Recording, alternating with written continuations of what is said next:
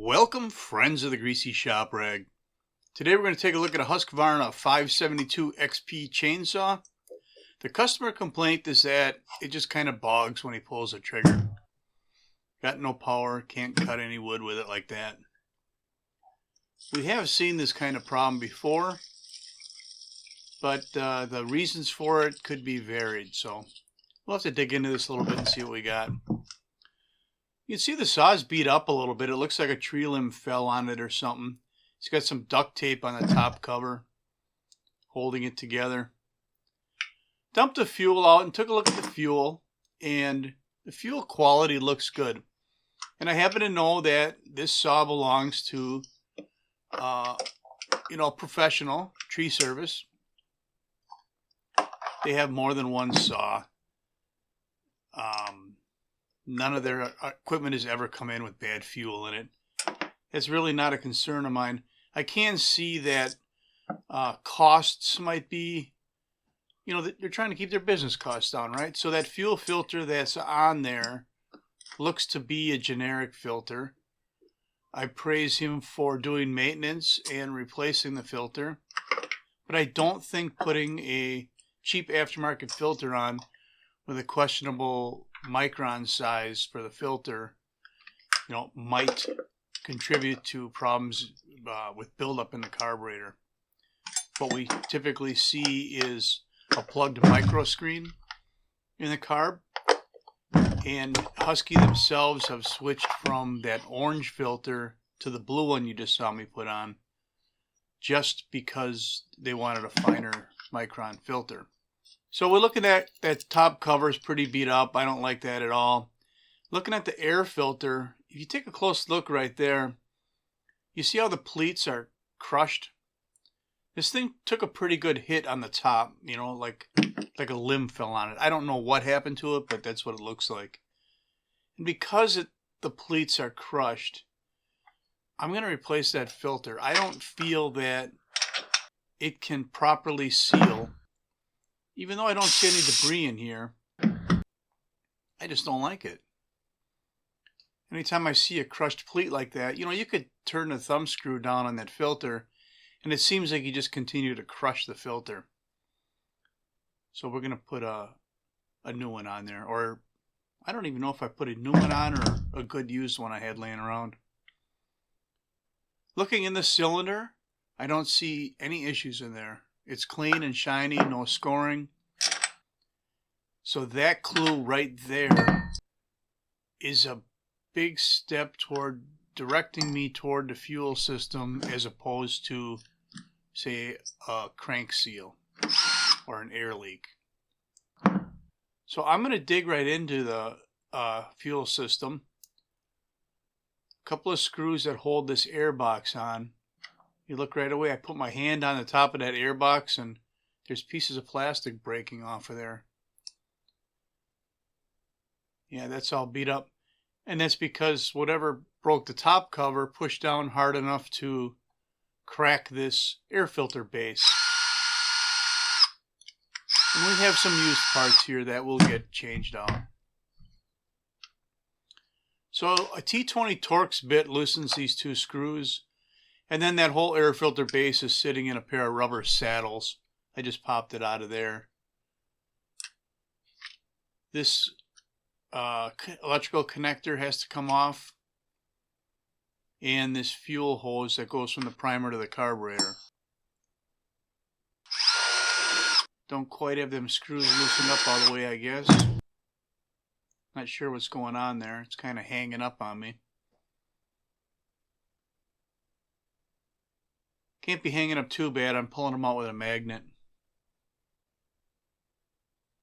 So now that air filter base or air filter holder, whatever you want to call it, is loose. There is a line that's clipped into the back of it. That's the return line from the primer bulb to the fuel tank. We just popped it off the back of the primer bulb. And we'll swing that whole base right out of the way. And you'll see that there's a wire from the stop switch running to the top of the carburetor. And we just want to get that connector out of the way. And it's not really jammed in there too bad.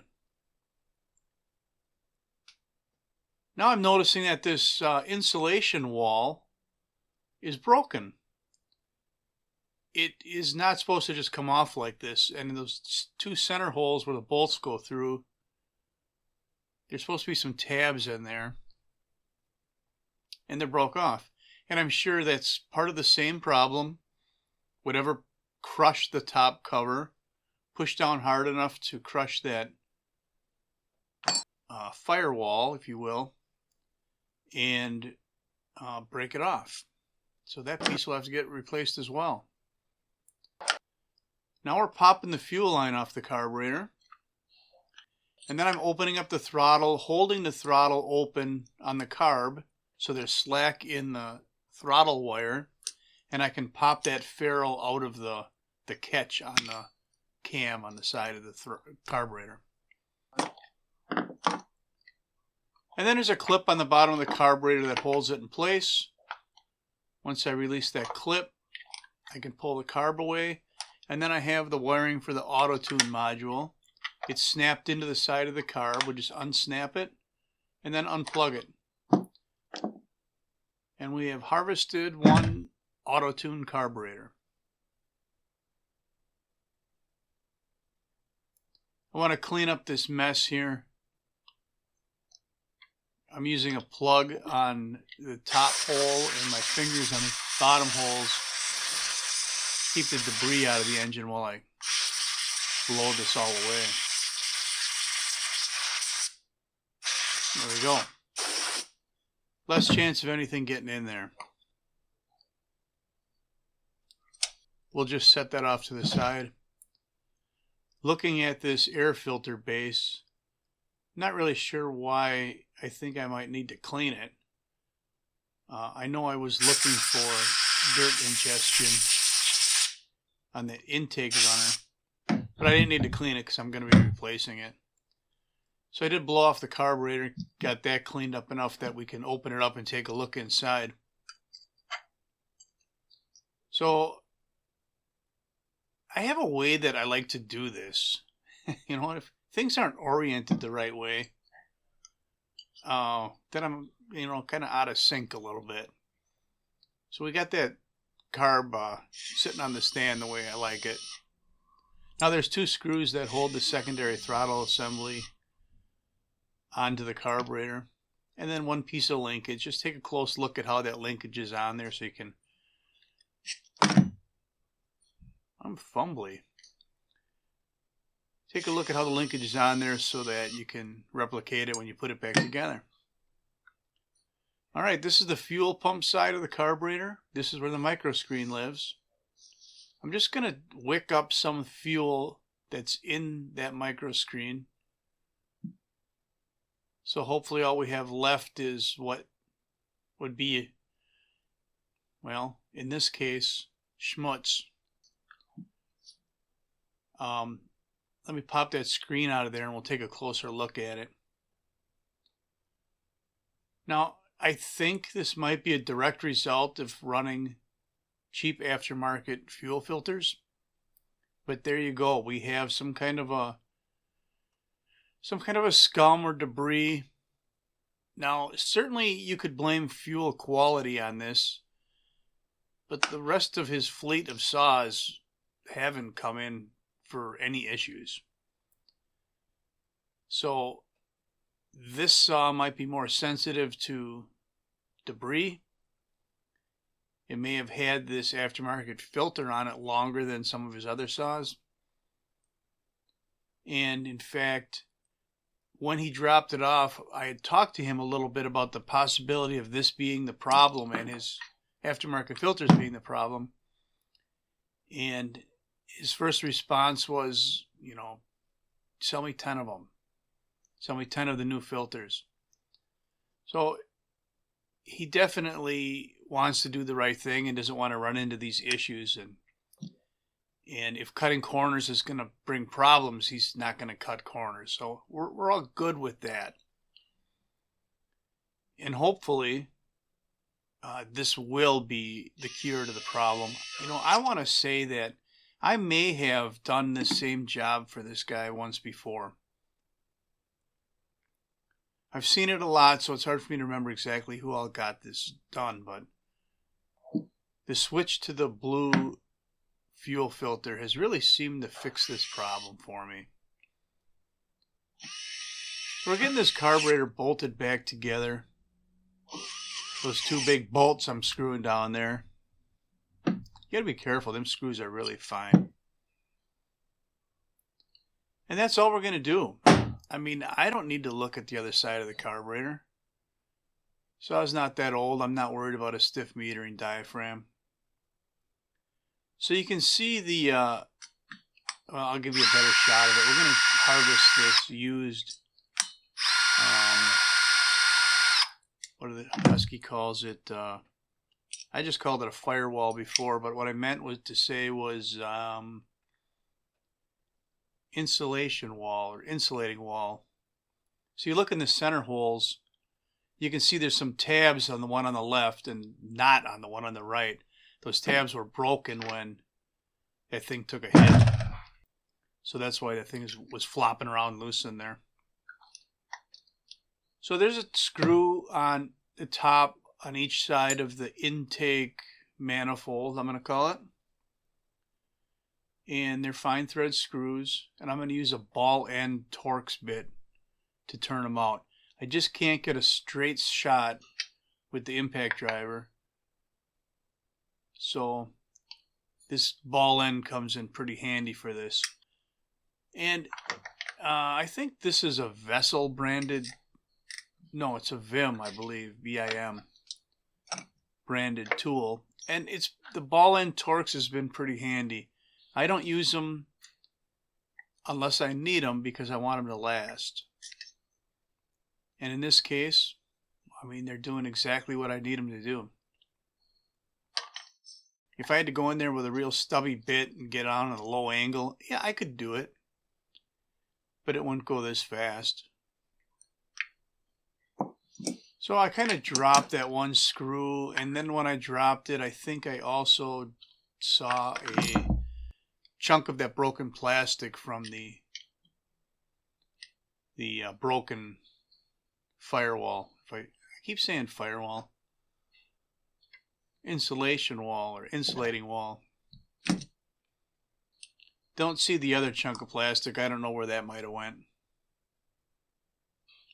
So this is, you know, no big a deal to replace this thing. Those two screws and then put it back together.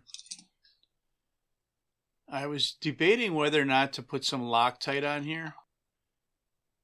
But I didn't see any evidence that the factory had put any Loctite on, so I decided not to.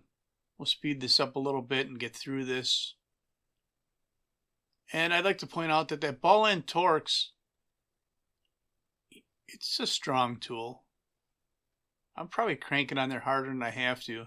And there's no issues with the tool wanting to strip. Alright, now we're to the point where we're going to put the carburetor back on. We'll plug in the auto-tune wiring, and then it clips on the side of the auto-tune module. Just like that. And then you got to get things oriented. There's a couple of clips down on the bottom. You got to get the fuel hose out of the way. Make sure your throttle cable's not getting pinched. I don't know why this is just fumble, but there you go. Once you get everything in place and you push it together, you can hear it click into place. And that's good because now you don't have to worry about anything moving while you put the rest of it together. I'm going directly for the throttle cable. The carburetor's not going to move around on there. It's kind of locked in place. Alright, there's our air box. And you can see it's broken. It's beat up pretty bad. And I had, oh look at that top cover. That thing's not very good either. So I had another saw that was, I don't know, crank bearing or something, I don't remember, that we didn't fix. So I had some used parts laying around. And our policy generally is half price for used parts. He definitely needed this one, so we're going to give him a new air filter base. I'm clipping the wire in the top of bracket on the carburetor. And there's a notch on that wiring connector for the wire. Alright? I'm not using it. Actually, technically I'm not going to route that wire the way the factory did. And that's not because I think I know better than the factory. It's because it just seemed like it was getting too close to the movement of the throttle linkage on the auto-tune side of the carburetor. And I wanted to keep it away from there, and I don't know. As long as it's not going to get caught up in anything or not going to get burned or pinched, it's fine, no matter where you put it, right? So I connected the fuel return line to the back of the air filter base. It clips into the back. And then I pushed it onto the long stem of the primer bulb. And then on the short stem of the primer bulb is this little S hose. And then I pushed down to the carburetor, and then I connected the kill switch wiring to the connector on the top of the carburetor. I was just noticing here that this saw really did take a hit. Maybe it got run over, I'm not sure. But the side of the case is cracked. Luckily, the crack isn't anywhere, you know, directly involved in the anti-vibe mount. It's just kind of a, yeah. I mean, the crack could spread and it could be a problem, but that's not a good enough reason to abandon this saw. So we got it bolted back down in there. We're going to set that air filter base into the rubber saddles. Everything looks good here on top.